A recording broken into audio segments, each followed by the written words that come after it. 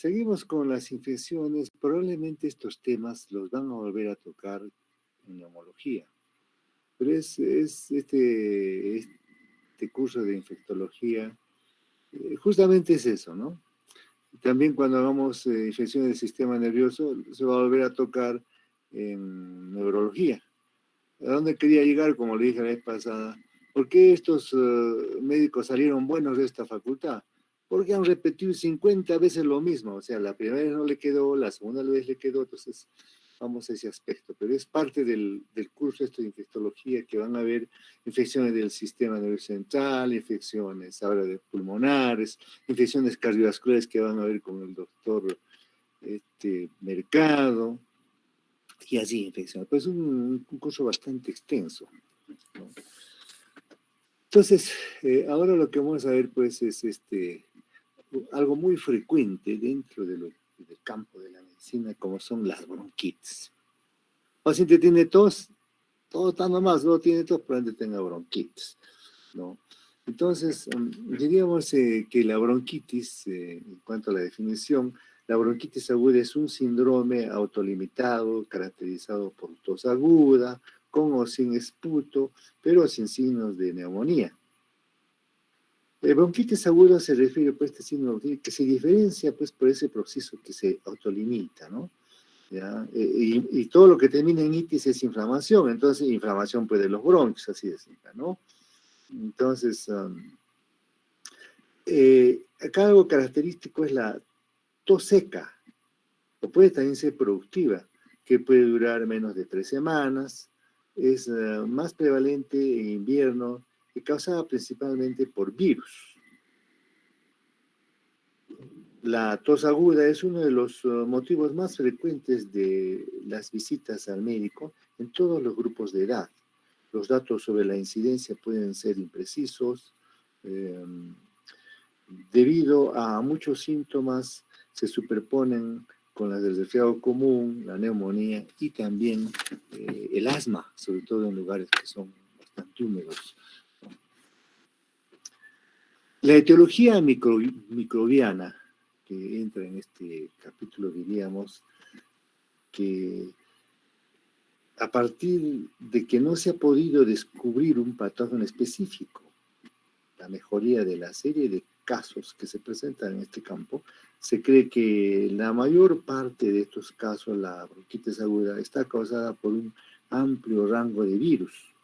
Aproximadamente el 10% de los casos o menos se ha atribuido a patógenos bacterianos, principalmente, ¿cuáles?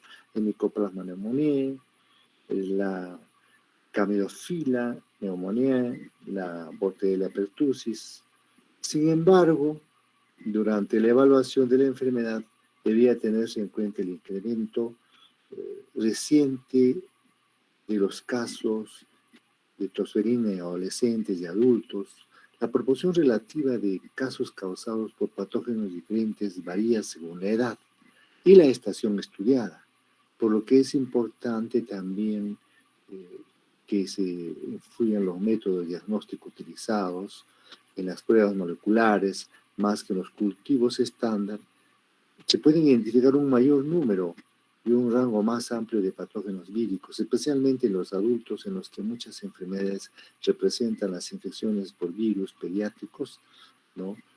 Frecuentes, o infecciones por patógenos recientes descubrimientos como los virus de parainfluenza, por ejemplo. Muchas de estas infecciones en los adultos se asocian a una propagación viral baja. Es más, cuando el paciente acude al médico, la propagación del virus puede haberse cesado ya. Los virus de la gripe, por ejemplo, el A y el B, se asocian más a brotes de bronquitis aguda en invierno, tanto en niños como en los adultos, debido a la alta incidencia relativa de infecciones y a la eficacia del virus de la gripe para infectar y dañar pues, las células de epitelio bronquial.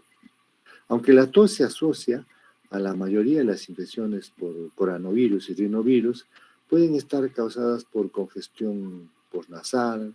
Estos microorganismos, incluyendo las cepas identificadas recientemente de rinovirus y coronavirus, el síndrome respiratorio agudo grave, pueden infectar las vías respiratorias inferiores produciendo una bronquitis aguda.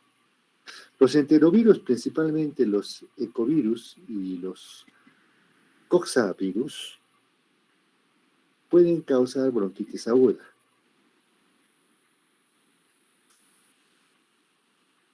El Mycoplasma pneumoniae y la Camidophila pneumoniae y la Bordetella pertussis son bacterias que más se asocian a bronquitis aguda y es posible que intervengan en el 10% de los casos.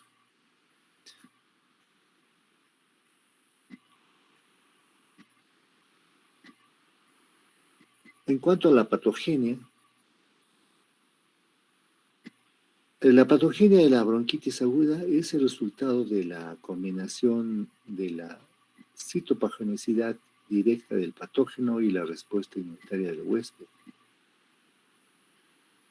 Se hizo un trabajo y se recortó una serie de 47 aptosis niños con gripe mortal y se observó que la congestión de la submucosa, hemorragia, infiltración de células mononucleares y necrosis epitelial en el 50% de los casos. Y se han observado hallazgos similares en los adultos y también oclusión de las vías respiratorias por restos necrosados descamados. Existen muchas evidencias de que las respuestas inmunitarias contribuyen significativamente a la patogenia de la enfermedad en la bronquitis aguda. La respuesta inmunitaria innata, que se caracteriza por liberación inducida por virus de citocinas, proinflamatorias y quimiosinas, por las células epiteliales respiratorias y las células inmunitarias contribuyen a los síntomas sistémicos locales. En cuanto a la clínica, podemos decir que en la mayoría de los niños y los adultos la bronquitis aguda comienza con síntomas típicos del síndrome del resfriado común. Primero se observa congestión nasal, rinitis, dolor de garganta, malestar, febrícula, típica de los patógenos víricos respiratorios comunes. Poco después aparece la tos y se convierte en un síntoma dominante de la bronquitis aguda. En los casos que son leves, la enfermedad dura solo 7 a 10 días, mientras que en otros la tos puede persistir hasta 3 semanas o más. La respiración sibilante no es infrecuente en la bronquitis aguda. En un estudio realizado en los Países Bajos, al final se diagnosticó asma en el 37% de los pacientes con bronquitis aguda. La gravedad de la enfermedad y los síntomas que dominan pueden variar dependiendo del patógeno específico. La fiebre es más frecuente y más alta en la gripe y en la infección por adenovirus que en las infecciones por rinovirus. El virus respiratorio sincicial en todas las edades. Por el contrario, es más probable que las personas infectadas por virus respiratorio sincicial tengan sibilancias que los pacientes infectados con el virus de la gripe.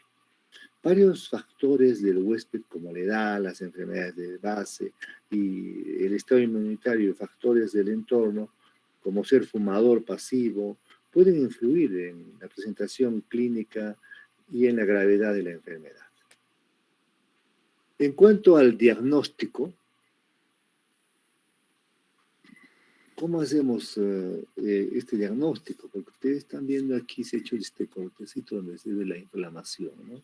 El paciente está teniendo tos, a veces pues sibilancia, se hace confundir con el asma. No, muchas veces los pacientes asmáticos tienen tos nomás y no se encuentra asmático, y después hace los estudios más específicos y se encuentra que había tenido asma. Esa tosecita asmática. Entonces debe sospecharse que existe bronquitis aguda en todas las personas con enfermedad respiratoria aguda, en la que la tos seca sea el síntoma dominante. La evaluación del paciente comienza con una anamnesis cuidadosa que incluye la identificación de la enfermedad pulmonar obstructiva crónica subyacente, tomar nota de la estación y de la presencia de la gripe y de otros virus circundantes en la comunidad durante los brotes comunitarios de la gripe y la presencia de una enfermedad aguda con fiebre y tos pueden tener un valor pronóstico positivo en un 79% de las personas sanas jóvenes. Entre las personas ancianas hospitalarias con enfermedad respiratoria aguda, los parámetros clínicos parecidos aumentan la probabilidad de gripe aproximadamente 3 veces. Hay que buscar la exposición irritantes del entorno, especialmente en ausencia de síntomas respiratorios superiores típicos. Los antecedentes de viajes o el contacto con miembros de la familia y otras personas próximas enfermas pueden proporcionar información útil sobre el periodo de incubación y las causas. El Mycoplasma pneumoniae, con un periodo de incubación de 7 a 21 días, va afectando poco a poco a todos los miembros de la familia, al contrario que la gripe, que tiene un periodo de incubación de 2 a 4 días y afecta a varias personas a la vez. Y la vacunación reciente no significa que debe excluirse la gripe, especialmente en personas ancianas en las que la eficacia protectora es baja. La tos prolongada de más de 4 semanas, con o sin paroxismo o vómito, sugiere la Bactronella pertussis. E incluso entre los antecedentes, adolescentes y adultos vacunados, porque la inmunidad no es duradera. En la exploración física hay que presentar atención a los signos de neumonía, porque el objetivo primario de la evaluación es diferenciar la bronquitis aguda de la neumonía. Un problema para los médicos son las infecciones bacterianas que pueden producirse después de una infección respiratoria vírica. Las pruebas estándares de laboratorio como el recuento de leucocitos y los marcadores inflamatorios como la proteína C reactiva sérica no discriminan de manera fiable la infección vírica de la bacteriana. Sin embargo, en los últimos estudios realizados en Europa se ha indicado que una concentración sérica de procalcitonina inferior a 0.1 microgramos por mililitro puede ser un indicador más viable de los pacientes con una variedad de síndromes respiratorios agudos que incluyen la bronquitis aguda, que no requieren antibiótico-terapia. La procalcitonina, la prohormona de la calcitonina, se sintetiza en varios tejidos en respuesta a la infección bacteriana en mayor cantidad que en las infecciones víricas. Por último, el diagnóstico etiológico, la confirmación de laboratorio, la detección rápida de antígeno en frotis nasofaríngeo es relativamente sensible para el virus de la gripe y en grupos de todas las edades. El virus respiratorio es esencial en las lactantes.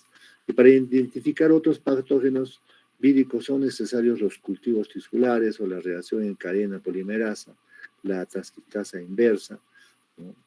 Esta última es especialmente útil en pacientes ancianos porque el cultivo de la mayoría de los virus más prevalentes, como coronavirus, virus de parainfluencia, es poco sensible en los adultos. Y finalmente el tratamiento. En el tratamiento generalmente de los pacientes con bronquitis agudas es sintomático y se dirige a aliviar los síntomas respiratorios superiores molestos como la tos y la respiración sibilante. Como se ha mencionado, la bronquitis aguda y el asma pueden presentarse con manifestaciones parecidas y puede ser necesario el tratamiento contra el broncoespasmo. Los distintos abordajes para controlar la tos aguda han incluido supresores de la tos, opiáceos, expectorantes, antihistamínicos, descongestivos y antagonistas B2. Se ha demostrado repentinamente que el tratamiento antibacteriano empírico para la bronquitis aguda, sin tener en cuenta el tratamiento específico para el patógeno confirmado, no aporta beneficios a la mayoría de los pacientes. Aún así, la bronquitis aguda sigue siendo uno de los 5 motivos que se citan con más frecuencia en cuanto al uso excesivo de antibióticos en los pacientes ambulatorios. La bronquitis aguda y otros síndromes respiratorios agudos como otitis media, sinusitis, faringitis, infecciones de las vías respiratorias superiores, como hemos visto, son responsables de aproximadamente el 75% de las prescripciones ambulatorias, ¿no?, en los Estados Unidos, ¿no? Existen varias estrategias para reducir el uso de antibióticos, como la educación del paciente y el médico o el cumplimiento diferida de la prescripción, que pueden reducir el uso de antibióticos aproximadamente un 50%. En un estudio aleatorizado, controlado reciente, en el que se utilizaron las concentraciones séricas de procalcitonina para guiar el tratamiento de las infecciones respiratorias agudas, como la bronquitis aguda, También se demostró que puede limitarse el uso de antibióticos sin que afecte adversamente el resultado.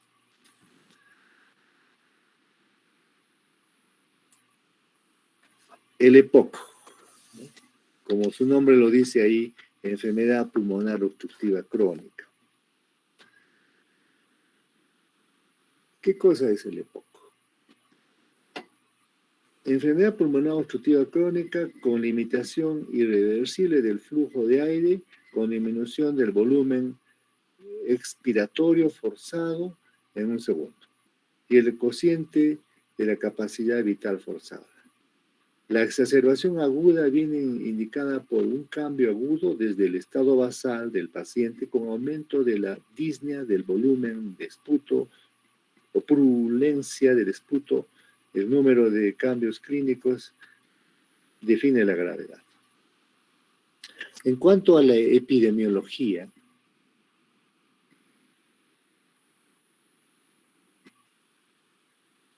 la enfermedad pulmonar obstructiva crónica, incluyendo el efisema y la bronquitis crónica, ha sido la tercera causa más frecuente de la mortalidad desde 2008 en Estados Unidos.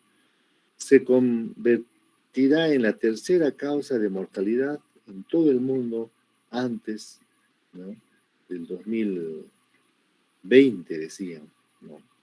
La prevalencia del EPOC ha aumentado por el incremento de la longevidad y por la exposición a largo plazo a factores de riesgo ambientales comunes, como la materia particulada inhalada, ¿no? Para el año 2030, el 10% de la población general y los 50% de los fumadores padecerá EPOC. En consecuencia, se convertirá en uno de los principales responsables del aumento de la utilización de recursos sanitarios con los consiguientes costes económicos y sociales. Por ejemplo, en una oportunidad me acuerdo que estaba viendo al personal del hospital y dónde están las escobas, porque él con su trapeador estaba por todos lados. Me dijo, ya no hay escobas. O sea, ¿por qué han limitado las escobas? Bueno, muchas instituciones ya no están utilizando instrumentos que levanten pues polvo, porque uno sin darse cuenta está inhalando sustancias, ¿no? Entonces, porque uno tiene un animalito angora, que son muy bonitos los animalitos persas en esta época de la pandemia, para ayudar a combatir la depresión. Son hermosos los gatitos, ¿no?, persas, pero eliminan pues la anilla, porque son angoras. Y si uno no le está dando los cuidados como el veterinario, no lo está cepillando todo, se está eliminando esos pelitos que sin darse cuenta uno está inhalando. Entonces, así como esos ejemplos existen muchos, por los cuales las personas están expuestas a estos problemas ambientales, y al final, por eso que para el 2030, por ejemplo, va a aumentar mucho más el EPOC. Entonces, el EPOC se debe a múltiples factores, ¿no?, como mencionamos, a la exposición ambiental, infecciones, inflamación y predisposiciones genéticas. El tabaquismo, por ejemplo, constituye el factor de riesgo ambiental más importante pues allá en Estados Unidos. En otros países las exposiciones laborales al polvo, a la polución del aire del exterior y la escasa calidad de aire dentro de los edificios, el quemar combustibles de biomasa son los factores de riesgo para el EPOC más importantes. En los adultos inmunocompetentes, el aumento de bacterias en las vías respiratorias condiciona su inflamación y acelera su obstrucción. La inmunodepresión es un factor de riesgo independiente para el EPOC. Los individuos con déficit de inmunoglobulina A, más o menos se calcula que de cada 600 individuos uno tiene inmunoglobulina A, padecen infecciones repetidas a las vías respiratorias inferiores durante la infancia, y la función pulmonar en la edad adulta es deficiente. La susceptibilidad genética es otro factor de riesgo para desarrollar. La mutación del gen de la alfa-antitripsina condiciona una actividad antidepresiva sérica, provocando un riesgo mucho mayor del EPOC. en fumadores y trabajadores expuestos a materia particulada. El déficit de alfa-amitripsina homocigótico ocurre pues con el 1 al 4.5% de los pacientes de EPOC, mientras que la forma hemocigota con una eficiencia menos intensa, un factor de riesgo importante para el EPOC. Como un colega me decía, mira, casado con una rubia tan bonita, tan hermosa, pero tiene problemas genéticos de enfermedades. Eso es río. También otro colega se ha casado con una cholita morena, toda buena, agraciada, bonita, todo, pero bien, no se enferma nada. O sea, no quiero hablar en susceptibilidades, pero ese es el factor genético, está metido en muchas enfermedades, ¿no?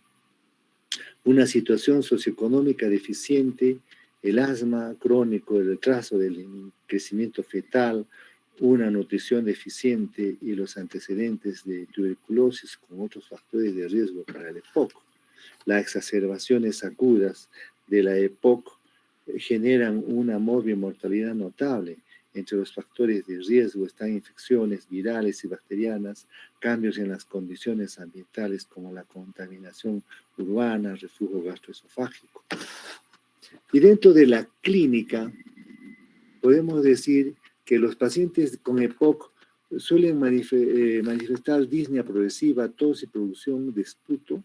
Estos síntomas se asocian a un declive acelerado de la función pulmonar, el cual puede continuar a pesar de dejar de fumar.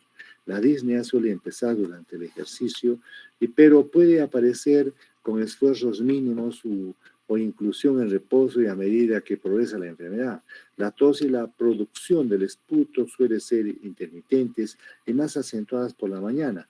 Deberían diferenciarse de la EPOC otras enfermedades crónicas con una presentación clínica similar y exacerbaciones agudas, ya que el tratamiento es diferente, como el asma, la fibrosis quística, las bronquiectasias, las panbronquiolitis difusa diríamos, y bronquiolitis obliterante, la exacerbación aguda que aparece con mayor frecuencia durante el invierno, viene sugerida por el agravamiento de los síntomas, el aumento del volumen del esputo y la transición de un esputo de color claro o a verde o amarillento. Los diagnósticos diferenciales más importantes de las exacerbaciones en los pacientes con EPOC son la neumonía, la insuficiencia cardíaca congestiva, y ambas entidades son comunes en estos pacientes. Y en cuanto al diagnóstico, ¿qué podemos decir del diagnóstico? El EPOC se caracteriza por una obstrucción progresiva al flujo de aire, definida como una disminución del volumen respiratorio forzado en un minuto, como están observando, ¿no? ¿Cómo está ahí la bronquitis crónica que está ocasionando esto? Y en Alemania puede hacer trasplantes de pulmón para estos casos. O sea, es habitual que el enfisema son los dos subtipos clínicos más importantes. Es habitual que ambas entidades estén solapadas y su tratamiento es bastante parecido. De modo que no tiene demasiada importancia clínica la distinción de la bronquitis crónica del efisema. La bronquitis crónica se define por el antecedente de tos productiva durante 3 meses al año, al menos durante 2 años sucesivos. El enfisema solía ser un diagnóstico anatomopatológico con aumento del tamaño de los espacios aéreos distales acompañados de destrucción de las paredes alveolares. En la actualidad, la tomografía computarizada de alta resolución es capaz de definir la magnitud y la distribución del enfisema, gracias a la creciente aplicación de la tomografía para el cribado del cáncer del pulmón. Cada vez se diagnostican más fumadores asintomáticos de enfisema. Por eso a veces dice respeto pues a las personas que no fuman, y no estar fumando en un ambiente donde el que no está fumando, al estar inhalando el humo del que sí fuma, se está haciendo daño. La gravedad de un EPOC estable se basa en la función pulmonar. Inicialmente, los resultados de las pruebas funcionales pulmonares estándar son normales. Para detectar anomalías de las bases iniciales de la enfermedad, se necesitan técnicas más sensibles que invaden la función pulmonar distal, como la oscilometría del impulso a progresar la enfermedad disminuye, ¿no?, el coeficiente, ¿no?, y aumenta la capacidad pulmonar total debido al atrapamiento de aire durante la expiración. Entonces, la destrucción alveolar favorece el cierre de las vías respiratorias y disminuye la capacidad de la función del monóxido de carbono en el pulmón.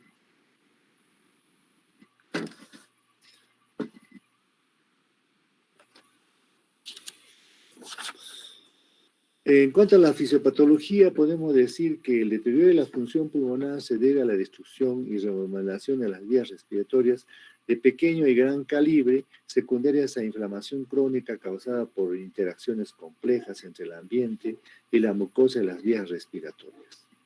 Los primeros cambios anatomopatológicos se producen por inflamación de los bronquios de al menos 2 milímetros de diámetro, seguida de remodelación parenquimatosa. En los primeros estadios, las paredes de las vías respiratorias centrales están infiltradas por linfocitos, condicionando un engrosamiento de la pared bronquial evidenciable en la tomografía. También hay apoptosis y necrosis de las células epiteliales y endoteliales por los linfocitos CD4 activados.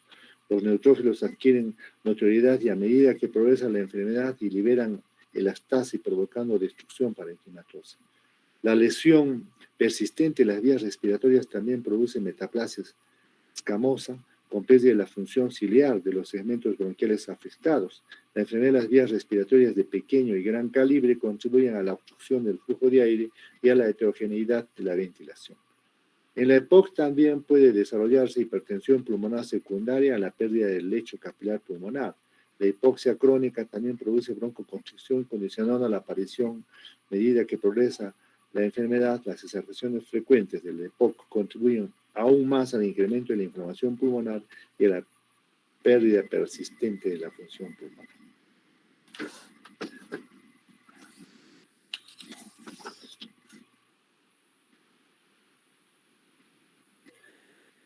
Y en cuanto al tratamiento del EPOC, el tratamiento del EPOC estable debería mejorar los síntomas del paciente y su estado funcional, disminuir el riesgo de las exacerbaciones y ralentizar el declive de la función pulmonar.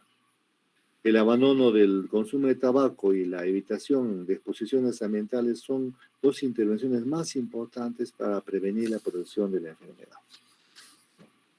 Los agonistas beta-2 y los broncodilatadores anticolinérgicos, por lo general en formulaciones de acción larga, constituyen los pilares del control sintomático. Estos fármacos relajan la musculatura lisa de las vías respiratorias, produciendo broncodilatación, y también poseen actividad antiinflamatoria, aunque solo no está clara su relevancia clínica. Los corticoides inhalados no reducen la mortalidad, pero sí disminuyen las exacerbaciones del EPOC y disminuyen la inflamación y estabilizan la función pulmonar en la EPOC moderada a grave.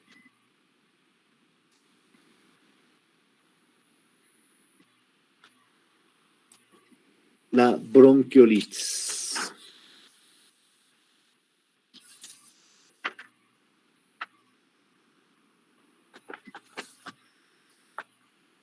La bronquiolitis es la inflamación de las vías respiratorias de pequeño calibre ocasionado por la mayoría de los casos por infección del virus respiratorio sincicial durante los primeros años de vida. Una patología que lo van a ver bastante en PH. En cuanto a la etiología, la bronquiolitis no se reconoció como una entidad diferenciada hasta la década del 40, de 1940. ¿no? Y al principio se creía que estaba causada por bacterias. Actualmente se sabe que los virus son la causa principal del síndrome y de la anatomía patológica caracterizada asociada de las vías respiratorias inferiores. El virus respiratorio sincicial es el patógeno principal que se ha identificado. No hace que su pregunta de examen, ¿cuál es el principal agente causal de la bronquiolitis, virus respiratorio sincicial. Además, algunos microorganismos como el rinovirus puede provocar inflamación asmática de las vías respiratorias y broncoespasmos sin causar infección de las vías respiratorias. El virus respiratorio sincicial se ha identificado como la causa principal en alrededor de los 2/3 de los casos de bronquiolitis, y la proporción del virus respiratorio sincicial puede ser incluso mayor en los pacientes hospitalizados. Otros virus o junto a otros microorganismos en los niños, como los bronquiolitis, son los metaneumovirus humano, el virus de la parainfluencia, el virus de la gripe, el rinovirus y el coronavirus humano.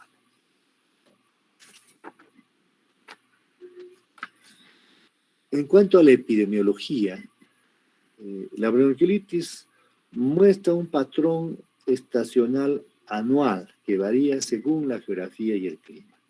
La bronquiolitis es más frecuente durante el primer año de vida. A pesar de estas proporciones mantenidas de hospitalizaciones por la bronquiolitis, la mortalidad asociada a la bronquiolitis ha disminuido en Estados Unidos a menos de 400 muertes al año. Y en cuanto a la fisiopatología, en 1940, Engel y Neutz describieron detalladamente la anatomía patológica de una enfermedad de las vías respiratorias inferiores grave y con frecuencia mortal que observaron en los lactantes. La denominaron bronquiolitis parietal proliferativa. Al principio el virus se replica en el epitelio y de las vías respiratorias superiores y unos días después se extiende a las vías respiratorias inferiores. El grado de atelectasia e hiperinsuflación que se desarrolla puede ser mayor en los lactantes que en los niños mayores o los adultos, porque al principio de la vida no están bien desarrollados los canales colaterales que mantienen la expansión alveolar en presencia de una obstrucción de las vías respiratorias. Y en cuanto a la clínica, podemos mencionar que generalmente la bronquiolitis tiene un pródromo de varios días que se caracteriza por signos de vías respiratorias superiores, especialmente coriza, tos, fiebre, que suelen ser leves. La afectación de las vías respiratorias inferiores se aprecia por aparición de tos notoria seguida por aumento de la frecuencia respiratoria y síntomas sistémicos inespecíficos como letargia, inapetencia, el tiraje intercostal, el aleteo nasal, la respiración ruidosa son signos del aumento del trabajo respiratorio. El aumento de la disnea con disminución de los ruidos pulmonares a la auscultación y la reducción de los movimientos respiratorios puede indicar obstrucción progresiva e insuficiencia respiratoria inminente.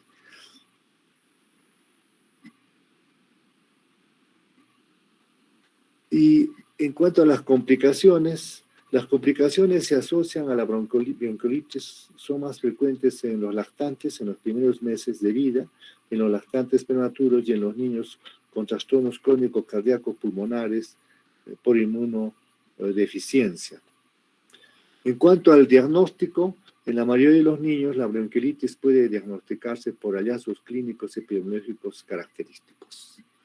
Y el tratamiento, las medidas sintomáticas constituyen la piedra angular del tratamiento tanto en niños ambulatorios como en los casos hospitalizados.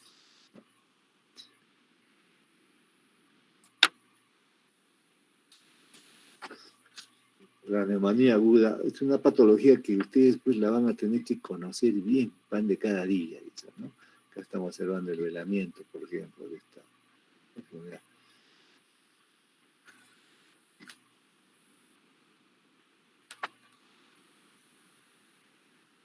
En 1901, Sir William Osler destacó en la 4ª edición de su libro, o sea que la más extendida y mortal de todas las enfermedades agudas, la neumonía. Es ahora el capitán de los hombres de la muerte. Más de un siglo después, la neumonía sigue siendo una entidad clínica sobresaliente. Está entre las 10 causas más frecuentes de muerte en todos los grupos de edad en Estados Unidos y es de etiología independiente de mortalidad asociada a las infecciones más habituales.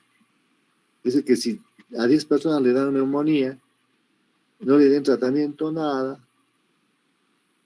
7 se salvan y 3 fallecen. El desafío clínico que plantea el tratamiento de los casos de neumonía extrahospitalaria es la gran variedad y el número cada vez mayor de microorganismos que pueden ser responsables de la enfermedad. La dificultad para establecer un diagnóstico etiológico y clínico y de hecho de que no harán un único régimen antimicrobiano que puedan cubrir todas las etiologías posibles. El médico debe decidir qué tratamiento empírico es el más adecuado, ya que a menudo resulta imposible establecer un diagnóstico etiológico específico en el momento en el que se instaurará el tratamiento inicial.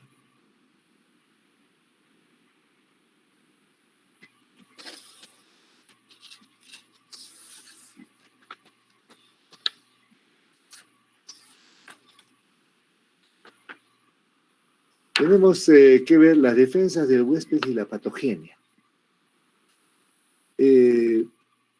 El pulmón está expuesto constantemente a una mezcla de gases, partículas y microbios que forman el aire inspirado. Las vías respiratorias bajas se han considerado tradicionalmente estériles.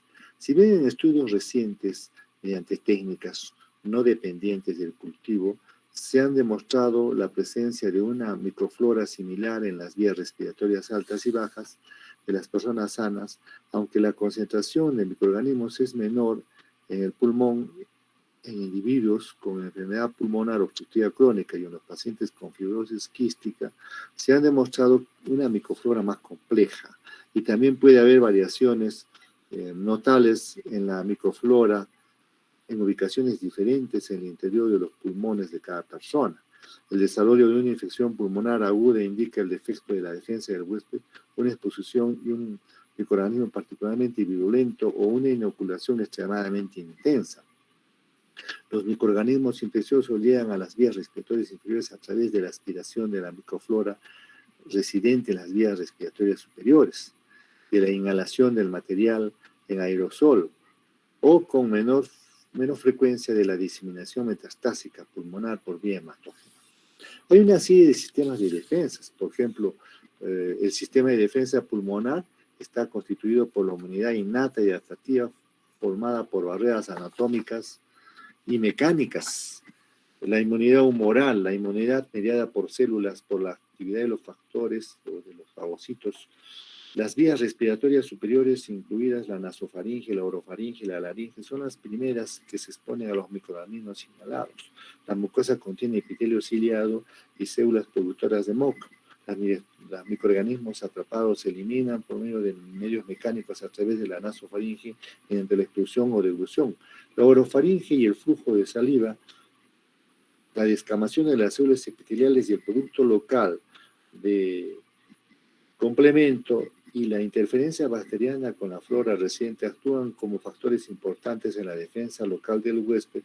La inmunoglobulina A secreta o es la principal inmunoglobulina que se produce en las vías respiratorias superiores.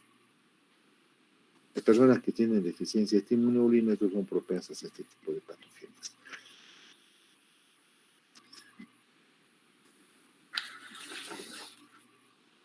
En cuanto a la clínica, podemos mencionar que la anamnesis debe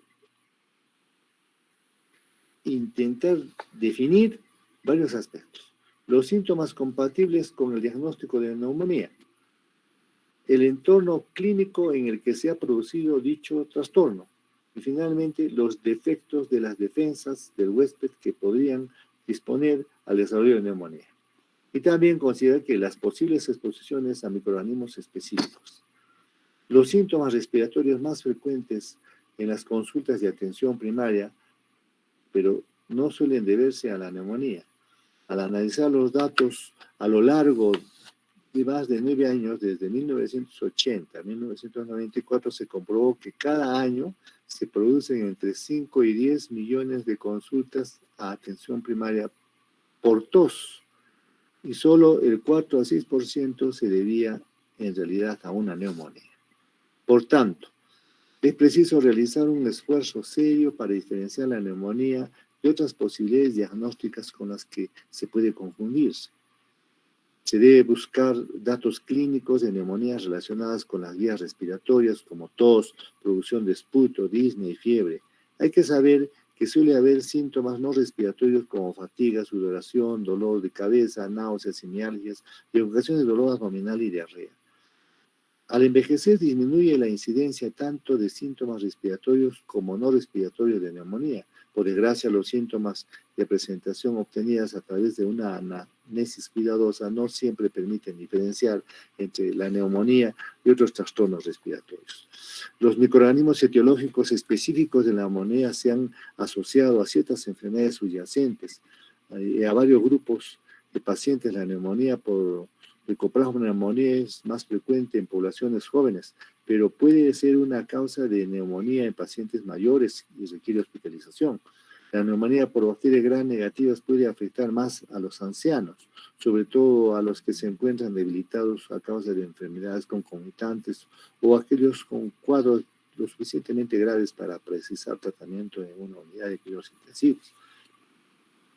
La tuberculosis debe sospecharse en vagabundos, en los infectados por VIH, en las personas que proceden de países en vías de desarrollo, donde la tuberculosis es prevalente, y en los que se han estado en contacto con enfermos de tuberculosis.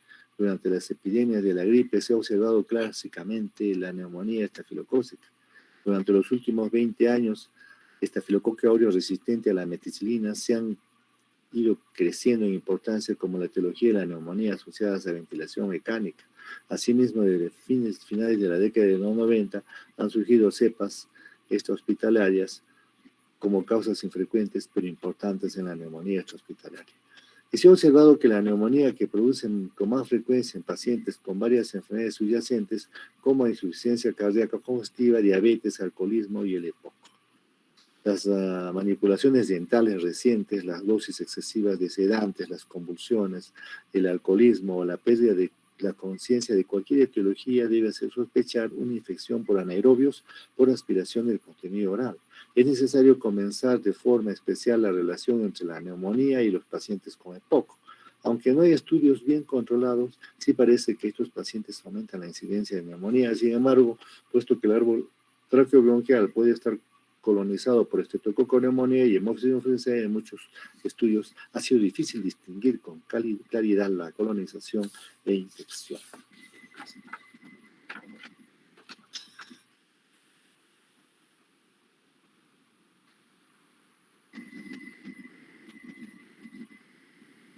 Entonces, entre los aspectos relevantes de la anamnesis de un paciente que puede surgir microorganismos infecciosos potenciales específicos están antecedentes laborales, el contacto con animales, viajes. En ocasiones una anamnesis cuidadosa sugiere la presencia de una enfermedad pulmonar no infecciosa como tumores, alcoholosis, granulomatosis, con poliangeitis, ¿no? Y a la exploración física, ¿qué van a encontrar? Un patrón febril, por sí mismo no sirven pues para establecer un diagnóstico específico. Debe evitarse la medición de la temperatura oral para reducir el error causado por la respiración rápida por la boca.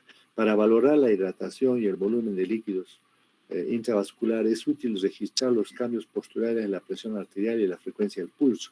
Normalmente el pulso aumenta a 10 latidos por minuto por cada grado centígrado que sube la temperatura. Un déficit de la relación entre temperatura y pulso, por ejemplo, una bradicardia relativa para la intensidad de la fiebre, debe sugerir infección viral por micoplasma, por clamidia, tularemia, infección por legionela, la cianosis, una frecuencia respiratoria aguda, la utilización de músculos accesorios de la respiración, la retracción external, el volteo nasal, sugieren un compromiso respiratorio grave. Los abscesos cutáneos o marcas derivan de la drogadicción por vía parenteral, pueden apuntar hacia una fuente de bacteriemia con neumonía subsiguiente por diseminación hematógena. La meningitis ampoliosa es un hallazgo poco habitual pero significativo de neumonía por micoplasma. La presencia de una dentición en mal estado debe hacer pensar en una infección mixta por aspiración de anaerobios y aerobios que colonizan la orofaringe. Entonces, en cumpleaños, un buen regalo, un buen cepillo de dientes, ¿no? Te imparte muchas cosas. Pero acuérdense, porque cuando uno compra un caballo, bueno, a uno de ustedes le gustará la hípica, ¿no? Y cuando tengan su dinerito, sean especial, compran pues su caballito por ahí en el pueblo de Monterrey, con el pueblo donde estén trabajando, y le miran los dientes primerito para ver fuente de muchas cosas. Los pacientes con infección viral o por micoplasma pueden mostrar pocas anomalías en la exploración física, a pesar de la presencia de infiltrados muy evidentes pues, en la radiografía.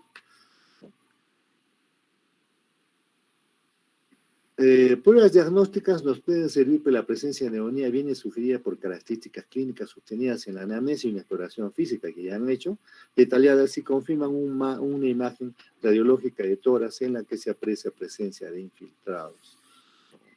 O también, como están viendo en la imagen, una opacidad, un velamiento, que dice una neumonía lobar. Ahora, el examen de esputo y otras muestras del aparato respiratorio, ¿no?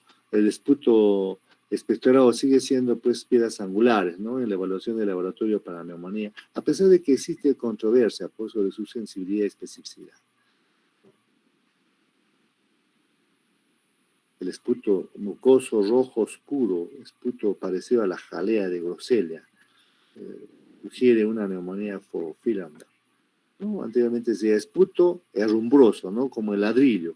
Ese es característico de una neumonía. Paciente que está bien en la noche y se fue a un compromiso, no tuvo las precauciones y al día siguiente comienza a hacer fiebre, escalofríos, después la tos, dolor punto de costado, exploración herrumbrosa, le toman su radiografía y sale un velamiento, ya no.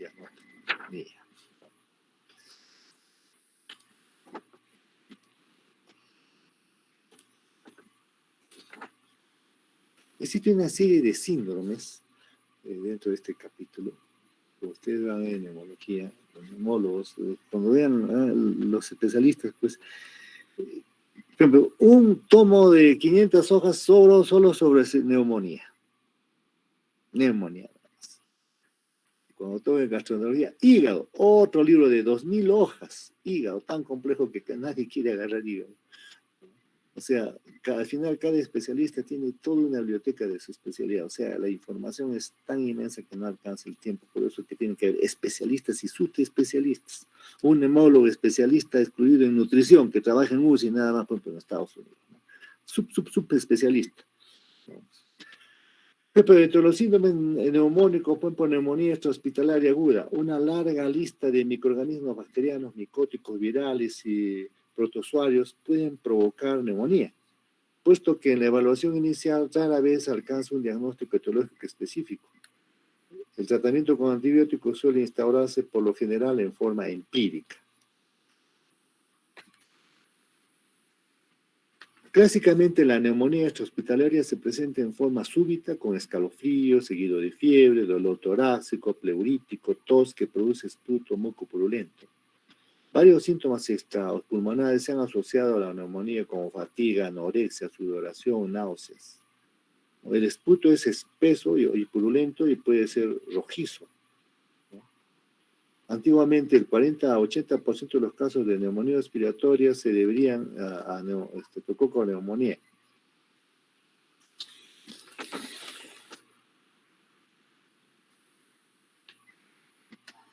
Si vemos la neumonía extrahospitalaria, por ejemplo, en los adultos de edad avanzada, ¿no? En algunas series es la principal causa de muerte en esta población. En los mayores de 60 años, la neumonía es un factor pronóstico de aumento de la mortalidad después de que el episodio específico se haya resuelto y durante varios años después. La presentación clínica de la neumonía en los ancianos, sobre todo en los de más de 80 años, puede ser sutil que en las poblaciones jóvenes, como un desarrollo gradual de los síntomas, la fiebre, los signos clásicos de la neumonía. La fiebre aparece con menos frecuencia en los ancianos y la elevación de la temperatura es menor. Los hallazgos clásicos de tos, fiebre, disnea pueden estar ausentes en más de la mitad de los ancianos. Los escalofríos y la tiritona también se observan con menos frecuencia, ¿no? Como en todas las especialidades que van a ver ustedes, ¿no? Donde los ancianos salen del esquema clásico, ¿no? En mi caso, cuando yo estoy en neurología, una meningitis, tiene meningitis, pero el anciano no tiene signos meningitis. O sea, el apendicitis, no hay dolor en fósil, ya que está en otro lado, otra clínica, entonces ahí viene la experiencia donde uno hace la disquisición para poder acertar con este tipo de patologías que nos lleva a reflexión en las personas de mayor edad, ¿no? Que salen de lo clásico, o sea, ya están englosándose en lo que es lo atípico, diríamos, ¿no? Que hay que tener en cuenta, ¿no? Para poder hacer diagnósticos. Si hablamos de la neumonía extrahospitalaria grave, aproximadamente el 10% de los pacientes con neumonía extrahospitalaria desarrolla una enfermedad grave definida por su ingreso en la UCI, debido a la presencia de un shock que obliga a instaurar un tratamiento con fármacos vasoactivos o insuficiencia respiratoria que obliga a la ventilación mecánica.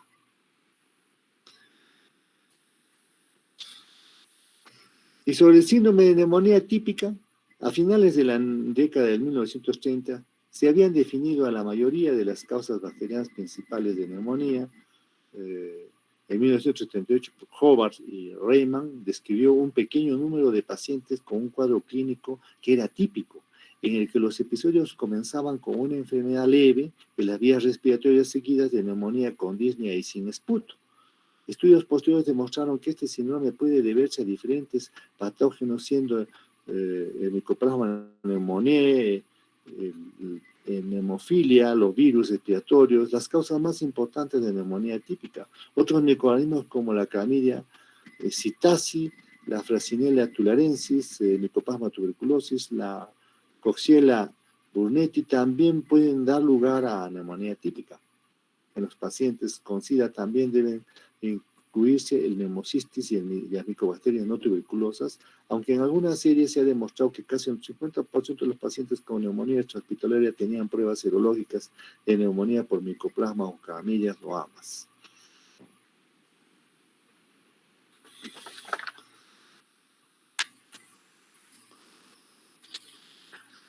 Y las neumonías intrahospitalarias, la neumonía nosocomial ha sido la segunda causa más importante de la infección nosocomial y se asocia a una morbimortalidad notable. Es la causa principal del fallecimiento asociado a infección en pacientes hospitalizados y tiene una mortalidad alcanzable del 20 al 33%. Los índices de mortalidad más altos se han observado cuando los pacientes tienen bacteriemia o presentan neumonía por Pseudomonas aeruginosa o por Actinobacterium. La morbilidad asociada a la neumonía nosocomial consiste en estancias hospitalarias más largas, ¿no? Una media de 7 a 9 días y costes achacales se estiman de unos, allá en Estados Unidos, de $24,000. Y en cuanto al tratamiento de la neumonía, la primera decisión a la que se debe enfrentarse el médico es determinar si el paciente que acude con síntomas respiratorios padece de hecho una neumonía. Se han revisado más dificultades para establecer un diagnóstico sobre una base clínica y problema potencial que supone a una prescripción excesiva de antibioticoterapia empírica para todos los pacientes con alteraciones respiratorias. Por lo general, para establecer un diagnóstico definitivo de neumonía es necesario hacer una radiografía de tórax, la cual deberá realizarse en todos los pacientes lo suficientemente enfermos para que se pueda hacer el diagnóstico.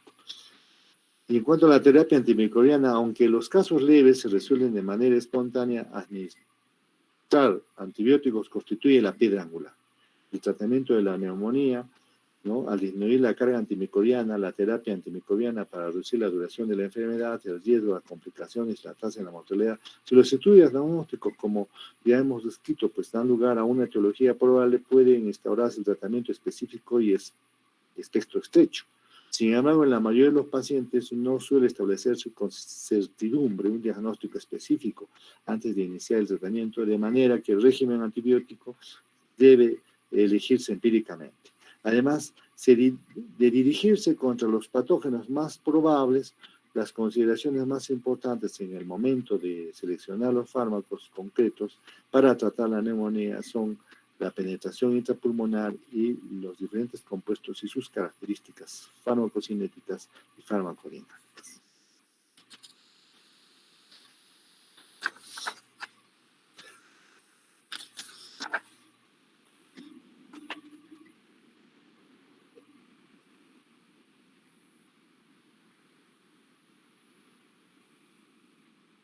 el derrame pleural y el empiema.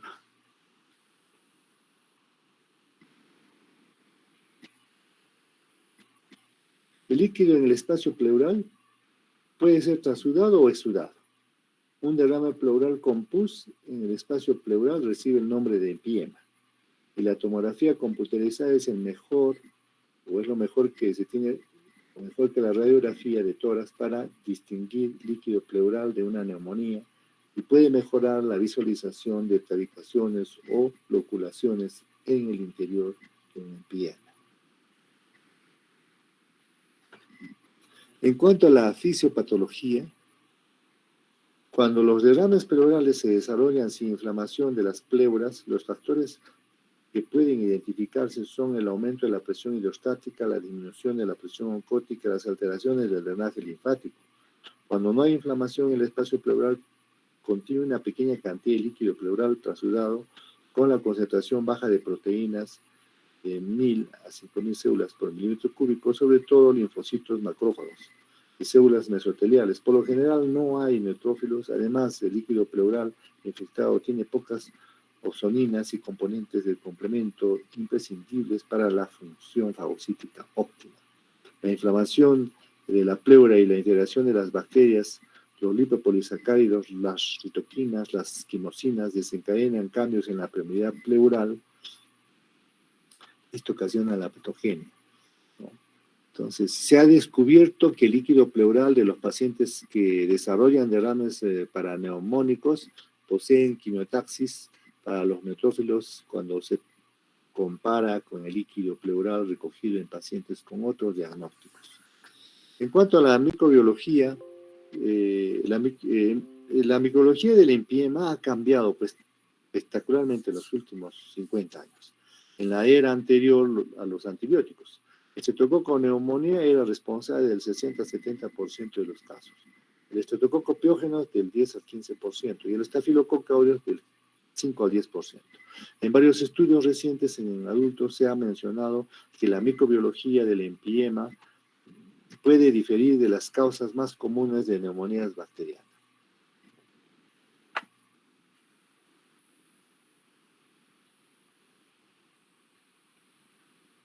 La mayoría de los casos de empiema por estafilococo aureus son el resultado por una neumonía por microorganismos.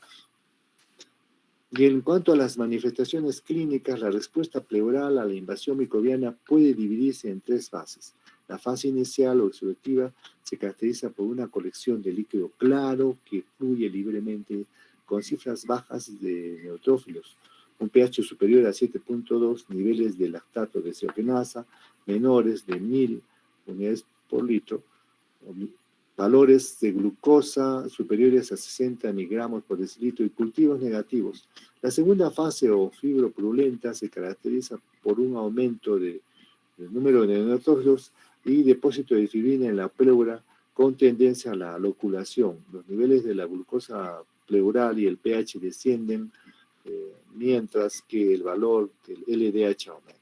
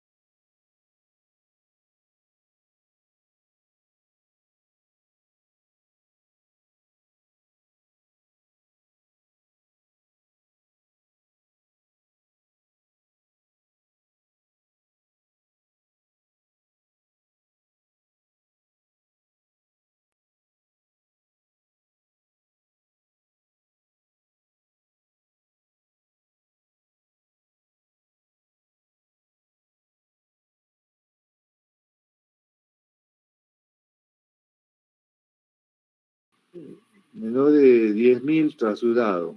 Mayor de hasta 50.000, mayor de 50.000, por metro cúbico exudado. pH, de 7.2 para abajo es transudado. 7.2 para arriba exudado. Proteínas, debajo de 3 gramos por decilitro, transudado. Por encima de 3 gramos para arriba, exudado, ¿no? Glucosa, por debajo de 90, transudado, por encima de 60. Entonces, son datos que nos permiten cuando hacemos la paracentesis, sería la toracocentesis y extraemos líquido para ver exsudado o transudado. Pues a veces transudado, líquido como el aceite, así macroscópicamente, esto es tebia, ¿no? Entonces nos ayuda mucho. Y finalmente el tratamiento, las opciones terapéuticas para el derrame pleural depende del tipo o la etapa del derrame, ¿no? Por ejemplo, Lai y Rodríguez propusieron una clasificación y un esquema de tratamiento para los derrames paraneumónicos y el empiema, y se baja en la cantidad de líquido, en las características macroscópicas y bioquímicas del líquido pleural, y en la loculación o no del líquido. Los derrames no complicados generalmente se resuelven utilizando solamente antibióticos. El drenaje se recomienda para tratar a los pacientes de las categorías 3 y 4 según las revisiones de la literatura. Por ejemplo, cuando es hacen la tórax y sale purulento, eso hay que hacer toracotomía y extraer ese líquido purulento vacío, ¿no? Yo tuve la oportunidad, por ejemplo, me acuerdo que hicieron huelga los médicos, yo estaba de interno, entré con el director ahí, pero no querían trabajar ahí. Niño que estaba con una disnea terrible, un litro de pus, y ya comenzaba a respirar bien, porque en un momento pues el paciente podía fallecer. Y en una oportunidad también tuve que hacer 2 toracotomías, a un lado tenía, al otro lado se llama masivo y fulminante.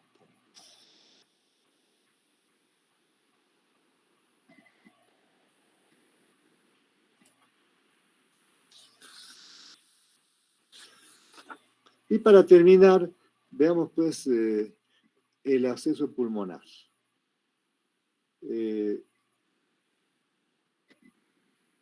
Los abscesos pulmonares aparecen cuando una infección microbiana genera necrosis del parénquima pulmonar, produciendo una o más cavidades. Estas cavidades suelen comunicarse con las vías respiratorias de gran calibre, lo que desencadena tos con esputo purulento y niveles hidroaéreos que se observan en los estudios de imagen de los pulmones. La clasificación,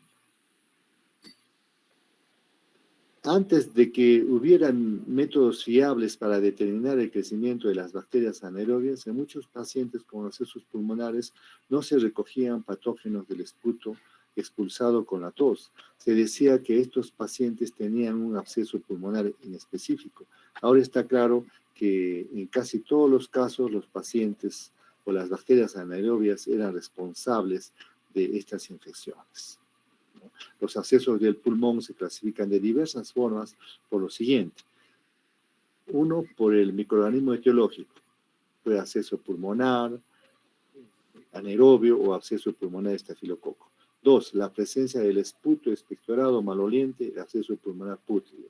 3, la duración de los síntomas ante el diagnóstico agudo o síntomas de más de un mes de duración crónico y síntomas y la presencia o ausencia de enfermedades asociadas, como cáncer de pulmón, síndrome de inmunodeficiencia adquirida.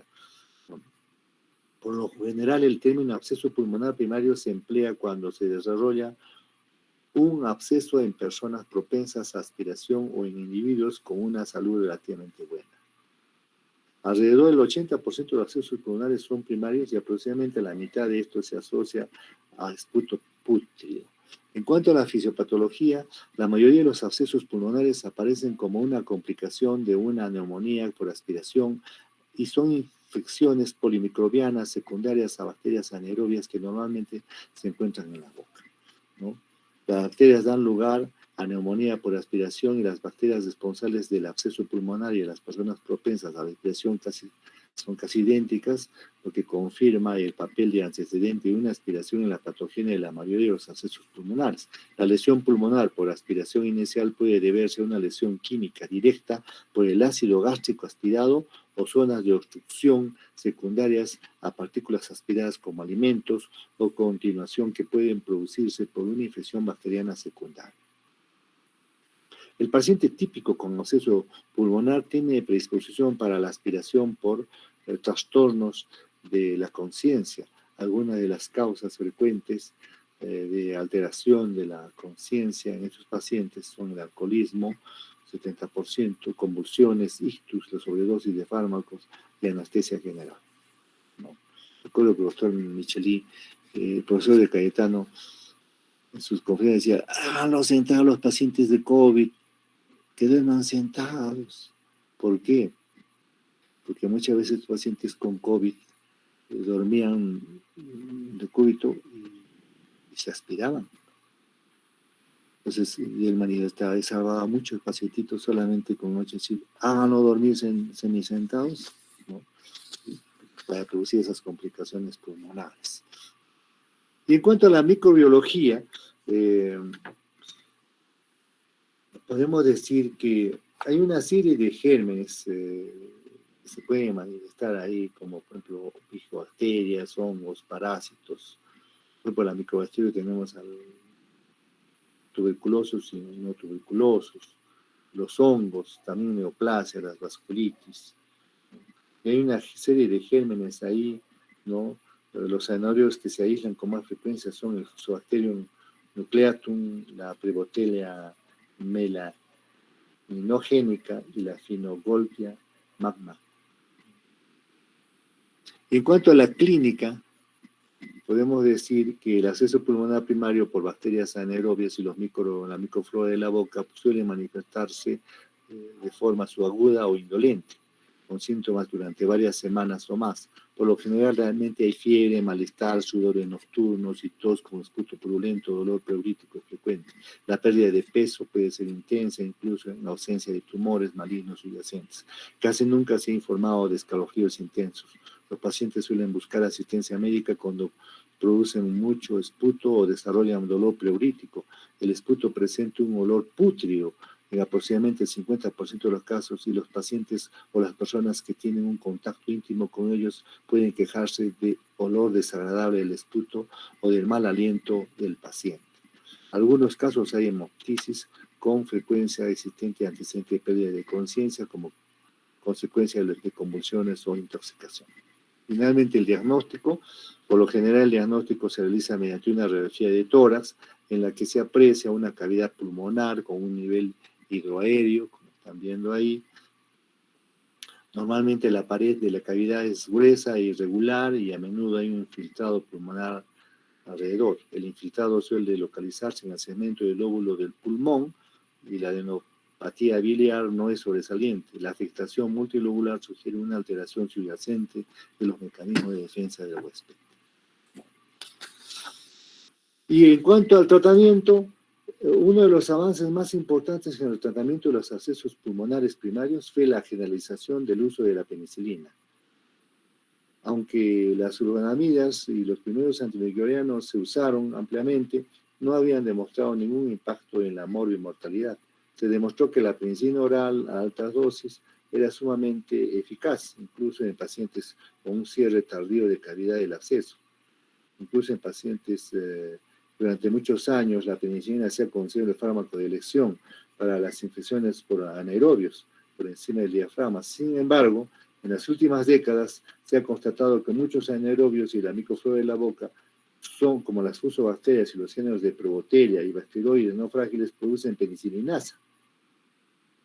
Además, 2 estudios prospectivos han demostrado la superioridad de la clindamicina sobre la penicilina en el tratamiento de absceso pulmonar anaerobio, a tenor del tiempo, hasta la efervescencia, hasta la resolución del esputo pútrido y la tasa de recaídas. El metronidazol usado como monoterapia ha tenido resultados decepcionantes y se muestra inferior a la clindamicina. Bueno, mañana continuamos con estas clases teóricas. Que tengan buenos días. Buenos días, doctor. Buenos días, doctor.